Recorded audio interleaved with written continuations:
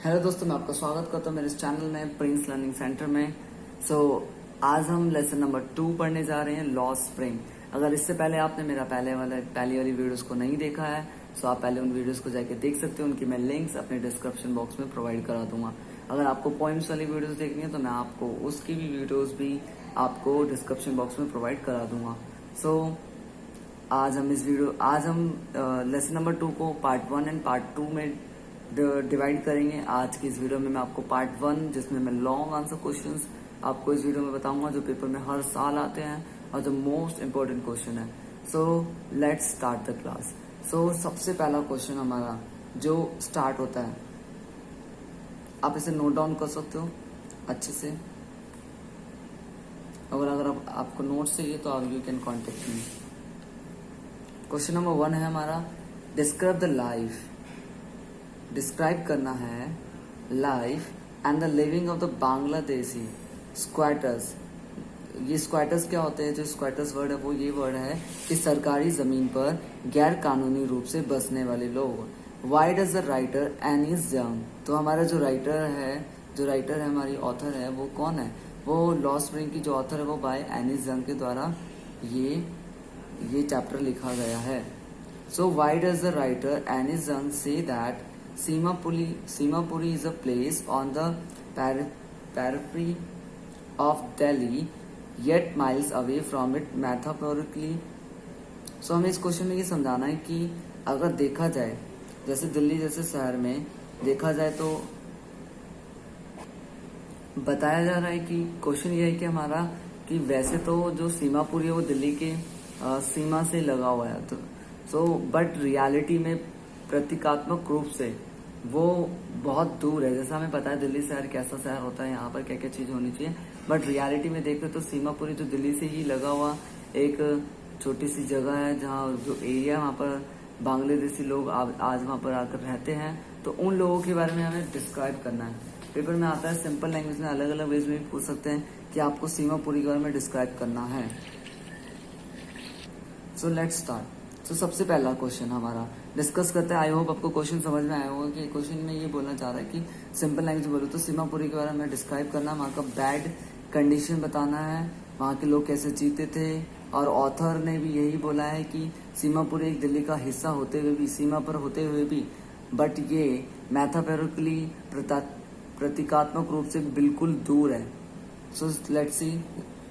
Squatters are the persons who live on the public land of Seemapuri. तो squatters कौन लोग होते हैं? जो पब्लिक लैंड पर रहते हैं सीमापुरी पर। But skirt of Delhi about 10,000 squatters come to Delhi from Bangladesh. तो हुआ क्या था, स्क्वाटर्स ऐसे लोग होते हैं जो दिल्ली का एक सीमा है, जैसे सीमापुरी बोलते हैं, वहां पर ये लोग आकर रहते हैं। और 10,000 स्क्वाटर्स वहां से आए थे बांग्लादेश से।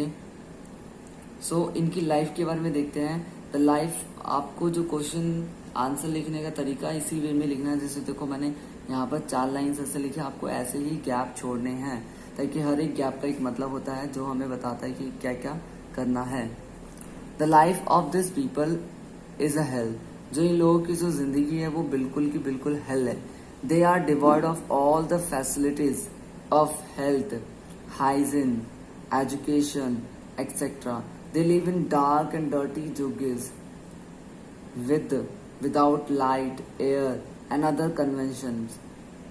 Their juggies are made of mud with the roofs of tin and tarpaulin. तो सबसे पहले ये बताया गया है कि जो इन लोगों की जो जिंदगी है वो बिल्कुल हेल है, बिल्कुल बेकार है। इनके पास कोई भी फैसिलिटीज नहीं होती है, जैसे कि जो नॉर्मल फैसिलिटीज जो चाहिए होती है, हेल्थ, हाइजीन रहना, एजुकेशन एक्सेट्रा। और ये जो लोग हैं डार्क एंड डर्टी जुग्गीज में रहते हैं, जहाँ पर कोई भी लाइट नहीं है, कोई भी एयर नहीं है, अदर फैसिलिटीज एंड कन्वीनियंस नहीं है। The jhuggis are made of mud. इनकी जो जुग्गी जो बनी हुई है वो कीचड़ से बनी हुई है। उनकी जो छतें बनी हुई है वो टिन एंड टारपुलिन से बनी हुई है। There is no provision of drinking water. इनके पास इवन ड्रिंकिंग वाटर की भी सुविधा नहीं है। They do not have any identity except ration card. इनके पास कोई भी आइडेंटिटी कार्ड नहीं है except ration card. The politicians misuse them for getting votes in order to win the election. और पॉलिटिशियंस जो होते हैं इनको कंटिन्यूसली मिसयूज करते हैं, इन इलेक्शन में जीतने के लिए इनका यूज किया जाता है। The children are mostly rag pickers. जो सीमापुरी में जो रहने वाले लोग होते हैं और जो उनके बच्चे होते हैं वो मोस्टली ऑलमोस्ट सभी बच्चे रैग पीकर्स ही बनते हैं। रैग पीकर्स मतलब जो कूड़ा बीनते हैं। The elders do not have regular work to do. और एल्डर्स के पास कोई भी रेगुलर काम नहीं है कि एक फिक्स टाइम होता है या एक फिक्स जॉब होती है जिसे वो करते हो, उनके पास कोई काम नहीं होता है। सो हमने देखा इन लोगों की, इस पैसेज में हमने देखा इन लोगों की जो लाइफ है वो कैसे हेल की तरह ये लोग जी रहे हैं। सो अगर हम इसे इसका कंक्लूजन देना हो, to see this hellish condition of Simapuri, we imagine that it is not a part of Delhi. Hence the authoress Annie Zung says metaphorically that Simapuri is miles away from Delhi. So इसलिए author ने कहा था कि देखा जाए कि दिल्ली जैसे शहर में ऐसी चीजें हो रही हैं, तो इसलिए ऑथर ने कहा था कि ये बात प्रतीकात्मक रूप से बहुत दूर है, मतलब ऐसा सोचा भी नहीं जा सकता दिल्ली में ऐसा कुछ होता है। सो हमने देखा सीमापुरी में लोग कैसे रहते हैं। मोस्ट इम्पोर्टेंट क्वेश्चन था, हर साल पेपर में पूछा जाता है कि सीमापुरी के बारे में डिस्क्राइब करो, वहाँ के लोगों की जिंदगी कैसी थी। आप उस क्वेश्चन को पूरा लर्न कर सकते हो। 6 मार्क्स में वो क्वेश्चन मोस्ट इम्पोर्टेंट क्वेश्चन है। इसके बाद वाला क्वेश्चन भी मोस्ट इम्पोर्टेंट क्वेश्चन है हमारा, जो है हमारा डिस्क्राइब द प्लाइट, जिसको कभी कभी बच्चे कंफ्यूज हो जाते हैं कि प्लाइट मतलब क्या होता है, इसलिए मैंने ब्रैकेट में लिख रखा bad condition of the bangle makers of Firozabad. तो हमने फर्स्ट उसमें हमने देखा था सीमापुरी के बारे में, अब हम देख रहे हैं फिरोजाबाद के बारे में। सो इसको ये वाला क्वेश्चन भी मोस्ट इम्पोर्टेंट है, आप इस पर टिक कर सकते हो कि मोस्ट इम्पोर्टेंट क्वेश्चन है हमारा। So let's see. So Firozabad is a famous place. Firozabad जो है एक फेमस प्लेस है for making bangles of different kinds and colours in India. It is the centre of India glass blowing industries. So ये जो है ना इंडिया का centre है जहाँ पर ग्लास ब्लोइंग इंडस्ट्री, जहाँ पर पिघलाते हैं ग्लास को और चूड़ियाँ बनाते हैं।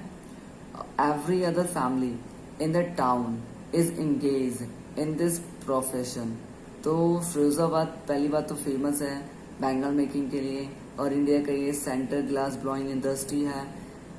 और फिरोजाबाद में हर एक फैमिली, इस गांव में हर एक फैमिली एंगेज होती है इस प्रोफेशन में, मतलब सारे के सारे जने इसी प्रोफेशन में जुड़े होते हैं। Over 20,000 small children work with their parents. They work at the glass furnaces with a high temperature. They work at the glass furnaces with a high temperature. They are exposed to all health danger. So 20,000 से ज़्यादा बच्चे अपने parents के साथ काम करते हैं। अब जब वो काम करते हैं तो जब वो ग्लास फर्नेसेस के विद हाई टेम्परेचर के साथ वो काम करते हैं, और जब वो ये सब काम करते हैं, जब हाई टेम्परेचर के वो क्लोज होते हैं, तो they are expose to all health danger. वो सभी खतरों के बहुत ज्यादा नजदीक होते हैं। There factories are located. जो इन लोगों की जो फैक्ट्रीज है ना, वो dark and dirty cells in the stinking lands choked with garbage, मतलब ऐसी जगह पर लोकेट करते हैं जहाँ पर बदबू आती है, जहाँ पर काल कोठरियाँ है, जहाँ पर कूड़ा करकट है, जहाँ पर बदबू है, गंदगी है, अंधकार है, ऐसी जगह पर इनकी फैक्ट्री लोकेट करती है। This cells have no windows. इस सेल्स के पास कोई विंडोज भी नहीं है, उस रूम में कोई विंडोज भी नहीं होती, ना कोई लाइट होती है, ना कोई फ्रेश एयर होती है। Their eyes are more adjusted to the dark. इनकी जो आंखें हैं वो अंधकार में ज्यादा एडजस्ट हो चुकी है देन टू द लाइट, बजाय लाइट के, जिसके कारण होता क्या है, that is why many of the children lose their eyesight before becoming adult. तो बच्चे बड़े होने से पहले ही अपनी आई साइट को खो देते हैं, क्योंकि वो ज्यादा से ज्यादा समय कहाँ स्पेंड करते हैं, वो ज्यादा से ज्यादा समय अपना अंधेरे में स्पेंड करते हैं। और उजाले को उन्होंने देखा नहीं, वो हाई टेम्परेचर के करीब काम करते हैं, जिससे they are expose to all health danger, और वो बहुत खतरे के बहुत ज्यादा क्लोज होते हैं। और द साहूकार जो होते हैं, पुलिसमैन जो होते हैं, पॉलिटिशियंस जो होते हैं, इनको एक्सप्लॉइट करते हैं, इनका खून चूसते हैं। देम कंटिन्यूसली इनको टीज करते हैं, तंग करते हैं। They do not allow them to organize themselves into a cooperative societies. वो इनको अलाउ नहीं करते हैं और ये जो पुलिस मैन है, ये सब पॉलिटिशियंस रिलेटेड है, इनको अलाउ नहीं करते हैं कि कोऑपरेटिव सोसाइटीज बनाए। देयर इज नो इंटेलिजेंट, और ये कोई कोऑपरेटिव सोसाइटी भी नहीं बनाते हैं। क्यों नहीं बनाते हैं? क्योंकि पहली बात तो वो अलाउ नहीं करते, और दूसरी बात यह है कि इनके बीच में कोई इंटेलिजेंट एंड एजुकेटेड मैन है ही नहीं जो इनकी हेल्प करे। इन दैट वे हम देख सकते हैं the bangle makers have fallen into a vicious circle. तो VICIOUS।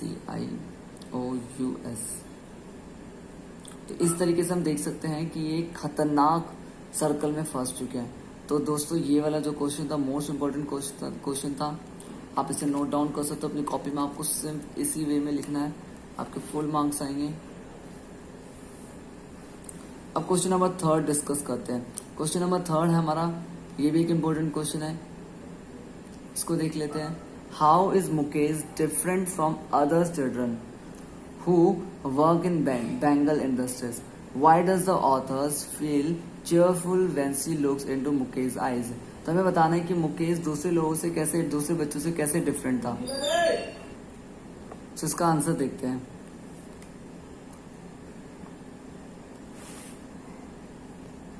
Mukesh is a young boy.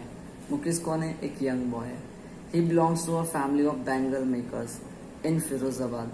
Mukesh Firozabad से बिलोंग करता है, उसकी भी फैमिली बैंगल मेकिंग का काम करती है। He shares the same miserable love as it is share by the 20,000 other children workers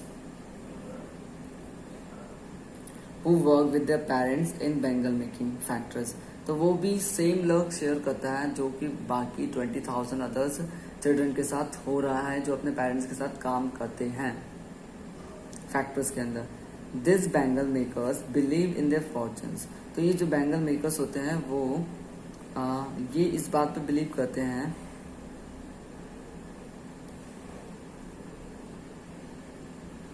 ये जो लोग हैं अपने फॉर्चून्स पर, मतलब अपने जो उनका सौभाग्य है, जो उनका लक है, ये उन सब चीजों पर बिलीव नहीं करते। ये लोग मानते हैं this bangle makers believe in their fortunes and so their little children also do not want to change their work of bangle making।